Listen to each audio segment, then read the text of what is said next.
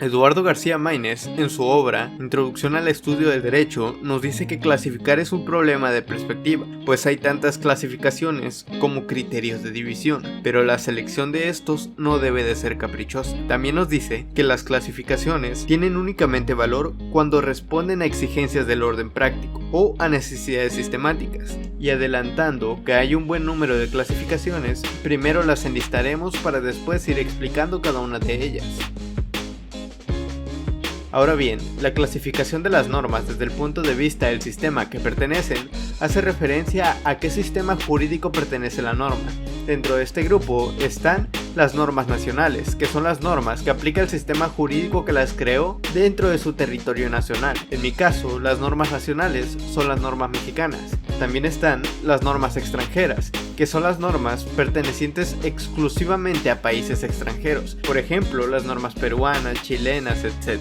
Y las normas de derecho uniforme, que son las normas comunes que dos o más estados adoptan por medio de un tratado para la determinación de determinadas situaciones jurídicas. Por ejemplo, la Convención sobre los Derechos del Niño es un tratado internacional por el cual los países que lo han ratificado adoptan medidas en común para las situaciones que tengan que ver con los derechos de los niños. La siguiente clasificación de las normas es desde el punto de vista de su fuente y hace referencia a la forma en que surgieron las leyes. Primero tenemos las leyes de derecho escrito, que son las normas creadas a través de un proceso regulado formalmente por el Estado. Segundo, tenemos el derecho consuetudinario, o no escrito, y este derecho es el que proviene de la costumbre. Y tercero, el derecho jurisprudencial, el cual es el conjunto de principios establecidos en las resoluciones de determinados tribunales, al interpretar las leyes o al definir los casos no previstos en ellas. La siguiente clasificación de las normas es desde el punto de vista de su ámbito espacial de validez. Esta clasificación se refiere a los límites territoriales donde es aplicable la norma. En el derecho mexicano tenemos las leyes federales, aplicables en toda la República, las leyes locales o estatales, aplicables dentro de la entidad federativa que las produce, y las leyes municipales, que son aplicables dentro del municipio libre que las expide. La siguiente clasificación de las normas es desde el ámbito temporal de validez, que es el lapso durante el cual la norma conserva su vigencia. Las normas pueden ser de vigencia determinada o de vigencia indeterminada. La vigencia determinada son aquellas donde se fija una vigencia dentro de la misma norma u otra supletoria. Las de vigencia no determinada son aquellas donde no se ha fijado un plazo. En este caso, la norma solo pierde su vigencia cuando es abrogada o derogada. La siguiente clasificación de las normas es desde el punto de vista de su ámbito material de validez, y este punto o esta clasificación corresponde, como su nombre lo dice, a la materia que regula la norma. En este campo tenemos tres grandes grupos que se dividen aún en más ramas. El primero tenemos el derecho público, que es el conjunto de normas que regula las relaciones y funciones del Estado, y las relaciones de este con los particulares. Segundo, tenemos el derecho privado, que es el conjunto de normas que regula las relaciones entre los particulares. Y por último tenemos el derecho social, el cual es el conjunto de normas que pretende regular equitativa y equilibradamente las relaciones que se dan entre el Estado y los particulares, principalmente los más débiles y desprotegidos, proponiéndose evitar la discriminación de ciertas clases sociales y buscando alcanzar la paz social. La siguiente clasificación de las normas es desde el punto de vista de su ámbito personal de validez y se refiere hacia quiénes van dirigidas.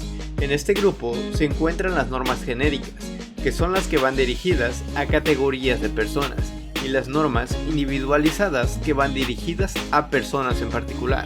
A su vez, las individualizadas se dividen en privadas y públicas. Las privadas derivan de la voluntad de los particulares, como los contratos y testamentos, y las públicas derivan de la actividad de las autoridades, como las resoluciones judiciales, administrativas y los tratados internacionales.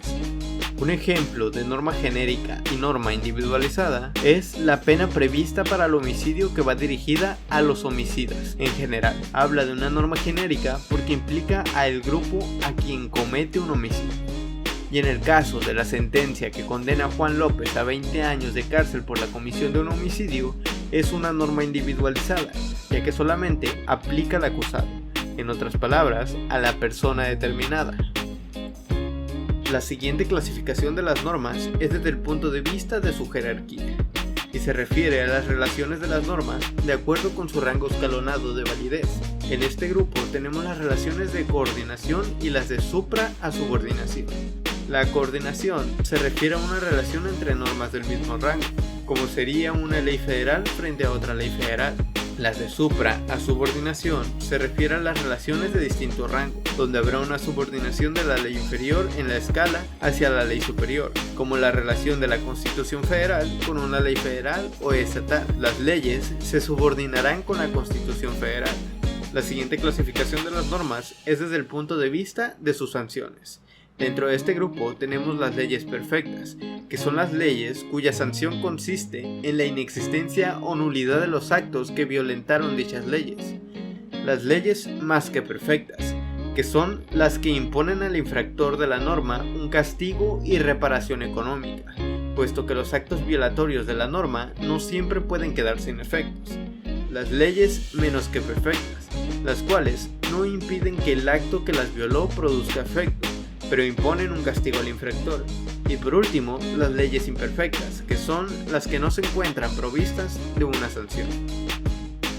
La siguiente clasificación de las normas es desde el punto de vista de su cualidad o de su interpretación. Tenemos las normas positivas, que son las normas que permiten una conducta, sea una acción u omisión, y las normas negativas, que son las que prohíben determinado comportamiento, sea acción u omisión. La siguiente clasificación de las normas es desde el punto de vista de sus relaciones de complementación. Este grupo se crea debido a que hay normas que por sí mismas tienen un sentido pleno, pero hay otras que necesariamente tienen que relacionarse para tener sentido. Tenemos las normas primarias o complementadas, que son las que tienen sentido por sí solas, y las secundarias o complementarias, las que necesitan relacionarse con otras para tener sentido.